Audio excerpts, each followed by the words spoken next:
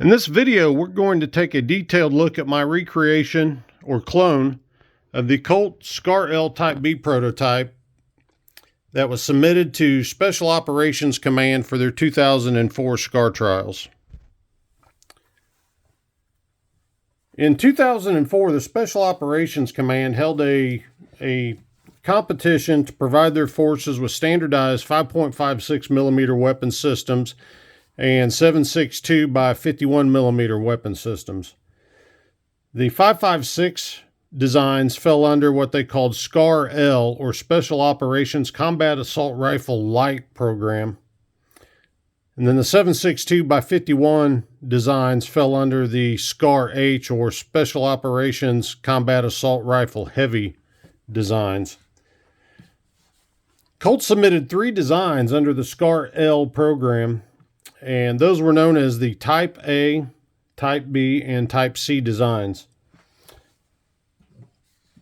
Around 2019 or 2020, I stumbled across 2 excellent articles that Chris Bartacci did on all 3 of those designs. In his first article, he discussed the Type A and Type B designs, both of which were direct impingement designs. And then he did a second article that discussed just the Type C. The Type C design was a piston design. This image here in the article shows the Type A design, which uses a modified carry handle for the rear sight and a 6940 type monolithic upper receiver. And then here's an excellent photo he took of a test gun, which also appears in his book, Black Rifle 2. So in this video, I'm going to discuss in detail the features of the Type B that I have recreated here. So the SCAR-L competition, the original intent was for there to be 3 designs. There was going to be a standard design, which had the longer barrel shown here. There's going to be a close quarters combat version, which had a 10.3 or 11.5 inch barrel. I can't remember which. And then there was discussion of a sniper variant. The Atlantic Research Marketing Systems Selective Integrated Rail number 58 mod, or ARM-SIR 58 mod rail, is the foundation for the entire design. The ARMS rail was a truly free-floated design solution. It mounts here on the top of the upper receiver and provides a rigid framework out around the barrel, but does not touch the barrel. And the program specifications required that any of the prototype submissions be 100% compatible with the existing components in the SOP-MOD program. At the time of the competition in 2004, the standard suppressor in use by SOCOM was the Knights Armament NT4 suppressor. So that dictated use of the Knights Armament NT4 muzzle device, which you see here. As shown in Chris Bartacci's photograph of the actual test gun, you'll notice many of the features do not have the exterior coating applied. You see the muzzle device, rail sections, magazine release, bolt catch release, selector, the caps back here on the storage compartments of the stock, and then the rear sight. All of those unfinished components I replicated here. Now, an exception to that is the front sight. In that photo I just showed you, the front sight was coated, but I had Right Armory out of Arizona do the exterior coating for me. And through discussions with them, I had some concern about this front sight still being functional after the exterior coating. So I opted to leave it uncoated because this is going to be a gun I actually fire. So working back from the muzzle to the stock, we already discussed the NT4 muzzle device. Again, in Chris Bartacci's photo here, he shows just a empty rail section with the sling swivel mounted on the right-hand side. Well, I'm right-handed, and a sling on the right side doesn't work for me. I went ahead and put the arms sling swivel over there as shown in the photo, but I actually mounted sling on the inside on the left side. To mount the sling, I used actual SOP mod components that were in use at the time, which is the Hush Stalker hardware here with a Knight's Armament rail-mounted sling stud there. The design required 3 sling attachment points on each side, and Colt accomplished that by the rail mount, ambidextrous end plate, and then QD mounts back here in the Voltor E-Mod stock. I'm going to take this sling off and get it out of the way. I was fortunate to get a hold of this sling. This sling came from the program, from what I've been told. It's labeled M3 here and M3 back here. If you notice in Chris Bartacci's photo, this gun's labeled N3, so obviously there was more than one test gun. This Hush Stalker hardware here disconnects. You turn this threaded pin here, and then it just disconnects from the swivel. And I'll come back here, remove the QD.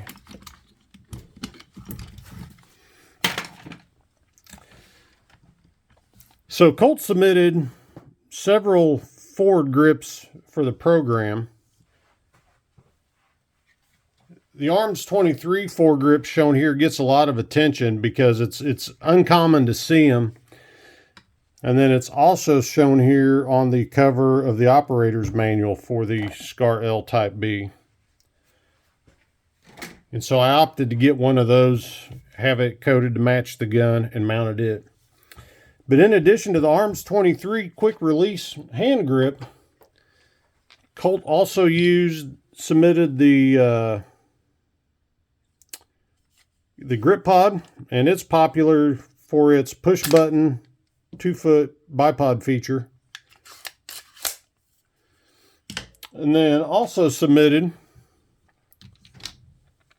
was this Tango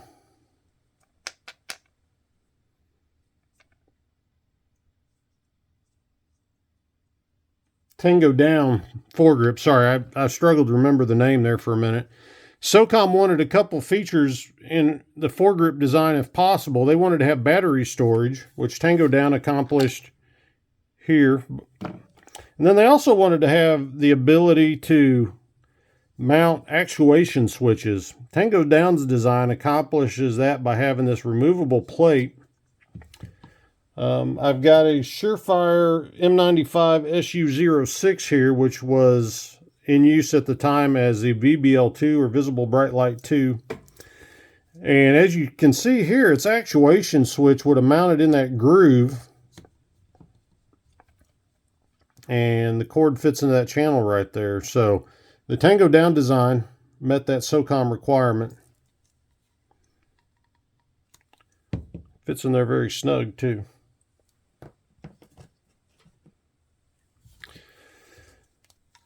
So those are the 3 grip designs. SOCOM wanted an ambidextrous magazine release, and that was accomplished by using the Norgon Ambi-Catch here. Had a standard bolt release. The selector positions on the test gun were unique because SOCOM mandated that their operators be able to go from safe to auto in less than 90 degrees of selector rotation. So Colt studied that and came up with the design shown here in the operator's manual. You have safe, semi, and auto. And to illustrate that on the same layout as what you're looking at here. So here it shows safe, semi-auto. This is a traditional 6920 lower receiver. So you get safe, semi, and then if I had a third position, it would be back here. So normally you do 90 degrees just from safe to semi, and then if I had auto, it would be an additional 90 degrees for a total of 180 degrees of rotation. Then when you look at this, it's 90 degrees to hit all three of those settings. So that is one feature I did not try to replicate. I think it would have taken a lot of work by somebody and would have probably cost me more money than it would have been worth. So Colt used stainless steel trigger pins, which are visible again in Chris Bartacci's photos, and he discusses it in his article. You see them there. The stainless steel trigger pins from their 9mm carbines were considered stronger than existing trigger pins at the time. The prototype used a Voltor E-Mod stock with the battery compartments.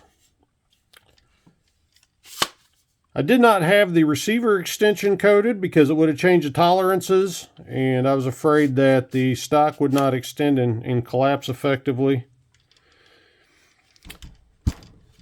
You might be familiar with a company called Otis that provides firearm cleaning components. In 2004, they were becoming popular due to the release of their cleaning kits within the Department of Defense community. A lot of them were being sent to Iraq and Afghanistan for rapid fielding initiatives going on at the time. Colt opted to include what was called the Otis Grip Kit in their Type B submission. I found an Otis NSN marked grip kit on eBay. This thing cost me about 45 or 50 bucks. It's pretty unique in that it's a kit that mounts in the pistol grip. There's an adapter that you mount up inside the grip. They give you a hex head screw that replaces the traditional pistol grip screw. And then you have this insert that goes into the grip. And then there are your components of an Otis grip kit.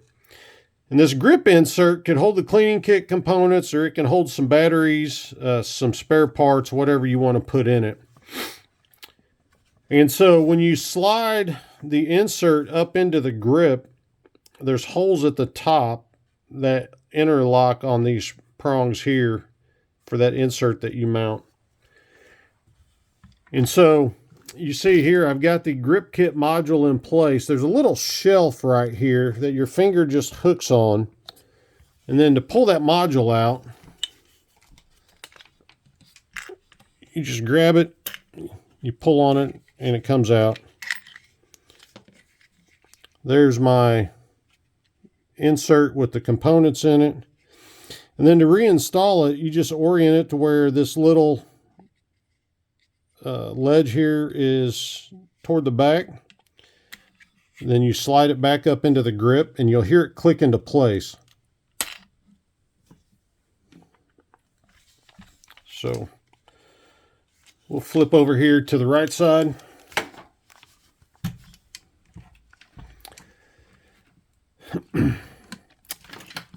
The design used a traditional Colt ambi selector.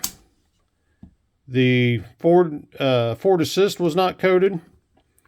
I did not coat the takedown pin or the pivot pin. Again, I had some concerns about tolerances after the exterior coatings were applied. The iron sight is a ARMS 40L or low profile sight. The program dictated iron sights capable of going out to 600 meters. And the ARMS 40L was selected and met that requirement by Colt. And so to put it up, you just release the hook there and it pops up. If you want to fold it back down, you rotate the hook back, fold the sight down, and the hook secures it again. And then here's the previously discussed arm sling mount. These are very, very rare, very hard to find now. I was fortunate and I had a member reach out to me and offer to sell me one that they had. Program Optic was the Spectre.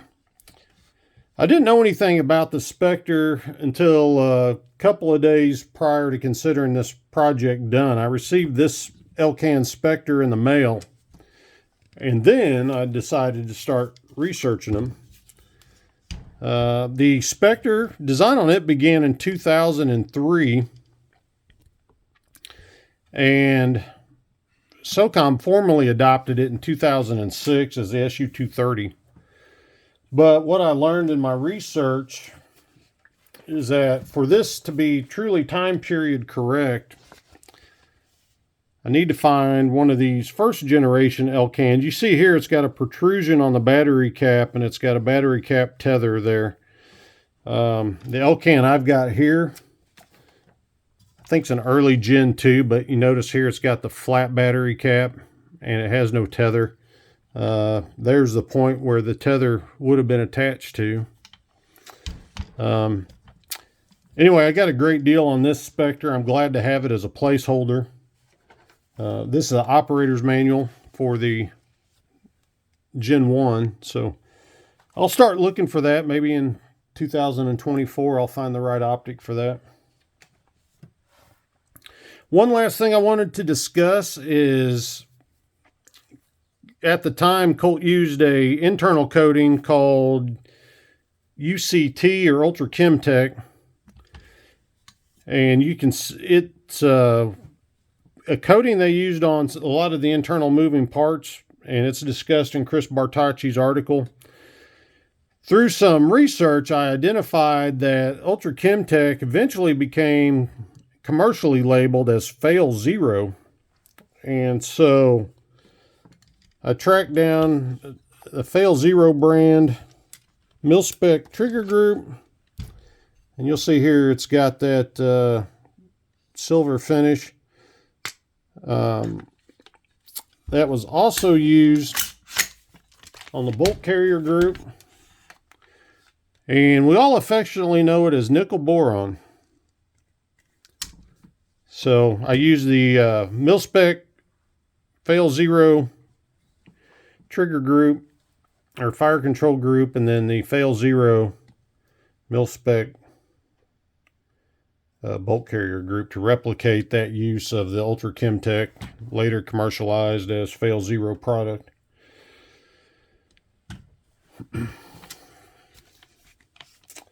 The exterior color was originally done with a product called CalGuard Gun Coat. It was Federal Standard Color 30118. A lot of people call this FDE or Flat Dark Earth, but the correct color name is actually Field Drab.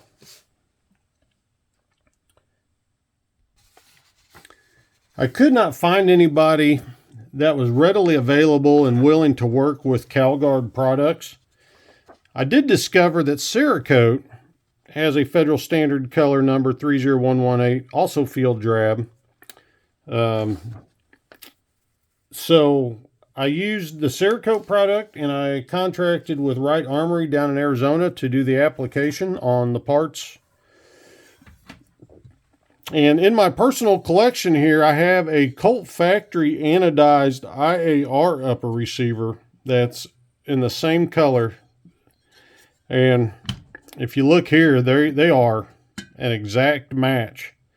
Overall, I was extremely impressed that Colt was able to do an anodized color like that. But the appearance between it and the Cerakote's darn near exact. The Cerakote's got more of a matte finish, which I really like. I sure wish Colt would do a factory release with this anodized shade, but anyway. So there you go. I appreciate you hanging out for these 19 minutes and taking a look at this. If you have any questions or additional comments, feel free to post them below and I'll answer them as soon as I can. Thanks again for stopping by. I appreciate you guys.